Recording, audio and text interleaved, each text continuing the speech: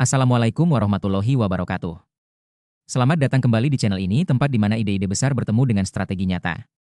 Teman-teman perencana dan praktisi hebat, seringkali kita punya mimpi besar tentang konektivitas bangsa. Tapi pertanyaannya, bagaimana mengubah visi itu menjadi realitas yang bisa dirasakan masyarakat? Hari ini, kita akan bedah tuntas manajemen pembangunan nasional, khususnya di sektor transportasi dan logistik. Kita bukan cuma bicara soal rencana di atas kertas, tapi bagaimana rencana itu menjadi kebijakan publik yang nyata, terbiayai, terlaksana, dan yang paling penting, berdampak luas bagi umat. Yuk, kita mulai perjalanannya. Nah, sebelum kita melangkah lebih jauh, kita harus paham dulu apa nyawa dari manajemen pembangunan ini. Mari kita buka halaman berikutnya. Bapak dan Ibu sekalian, manajemen pembangunan itu adalah sebuah harmoni. Ia bukan satu langkah tunggal, melainkan rangkaian fungsi manajerial yang saling mengunci. Ada planning, budgeting, organizing, implementing, hingga controlling, M&D. Bayangkan jika siklus ini putus satu saja, maka dokumen rencana kita yang tebal itu hanya akan berakhir menjadi penghuni setia lemari arsip, bukan menjadi jembatan atau pelabuhan yang megah. Di sini kita belajar bahwa manajemen yang baik adalah bentuk amanah kita dalam mengelola sumber daya publik agar setiap rupiah yang keluar benar-benar menjadi infrastruktur yang bermanfaat. Lalu, dari mana kita memulai harmoni ini? Tentu saja dari langkah pertama, perencanaan yang tepat sasaran. Dalam perencanaan, prinsipnya sederhana namun mendalam, doing the right things. Kita harus memastikan apa yang kita bangun adalah apa yang benar-benar dibutuhkan. Misalnya di sektor transportasi, target kita harus jelas dan terukur, kuantitatif, seperti menurunkan biaya logistik atau memangkas dwelling time. Kita tidak boleh asal pilih proyek. Gunakan pendekatan berbasis bukti atau evidence-based, seperti cost benefit analysis, CBA, atau AHP, untuk memvalidasi pilihan teknis kita. Perencanaan yang matang adalah separuh dari keberhasilan, karena disitulah kita merumuskan strategi untuk kemaslahatan bersama. Namun, rencana sehebat apapun akan layu tanpa dukungan finansial. Bagaimana cara mengubah angka di kertas menjadi anggaran nyata? Inilah seni, mengalirkan, rencana menjadi anggaran. Bapak Ibu, sinkronisasi adalah kunci utama. Alurnya harus jelas, dari Renstra KL, masuk Renja, hingga akhirnya tertuang dalam APBN atau APBD. Proyek kita, entah itu pelabuhan atau rel kereta, harus siap anggarkan agar bisa masuk skala prioritas. Dan ingat, jika APBN terbatas, jangan menyerah. Kita punya skema campuran atau creative financing melalui KPBU maupun pinjaman. Intinya, kreativitas dalam mencari pendanaan adalah bagian dari ikhtiar kita membangun negeri. Anggaran sudah aman, sekarang siapa yang akan mengeksekusinya? Mari bicara soal pengorganisasian. Sebuah kapal tidak akan sampai ke tujuan tanpa kru yang tangguh dan pembagian tugas yang jelas. Begitu juga proyek pembangunan. Desain organisasi yang solid mutlak diperlukan untuk mencegah kebuntuan birokrasi. Kita butuh PPK sebagai penanggung jawab teknis, Pokja yang mengelola tender dengan jujur, hingga PMO untuk proyek lintas sektor yang kompleks.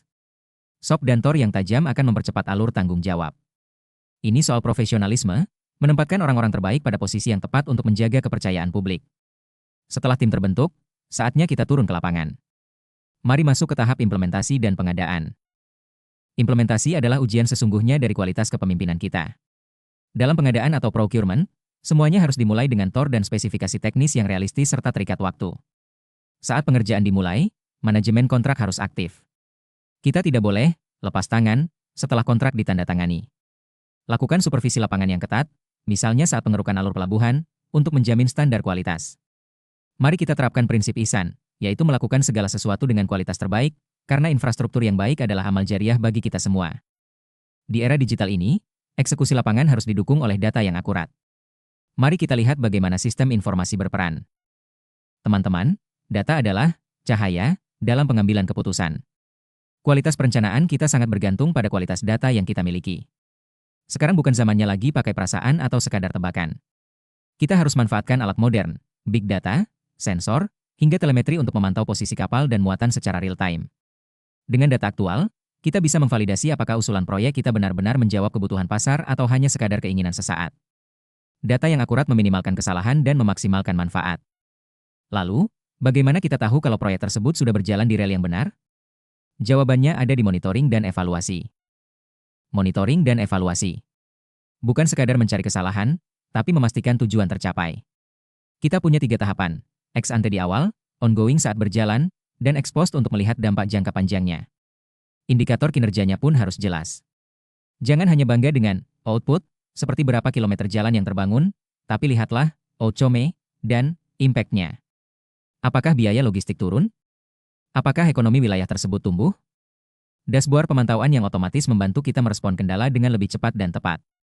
Teori tanpa praktik itu hampa. Mari kita lihat bagaimana konsep ini diterapkan pada proyek nyata di Indonesia.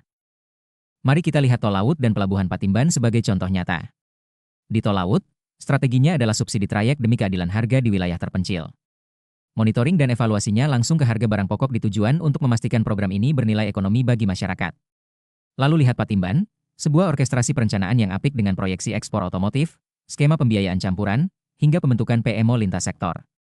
Ini adalah bukti bahwa ketika fungsi manajemen dijalankan dengan benar, proyek raksasa pun bisa terwujud.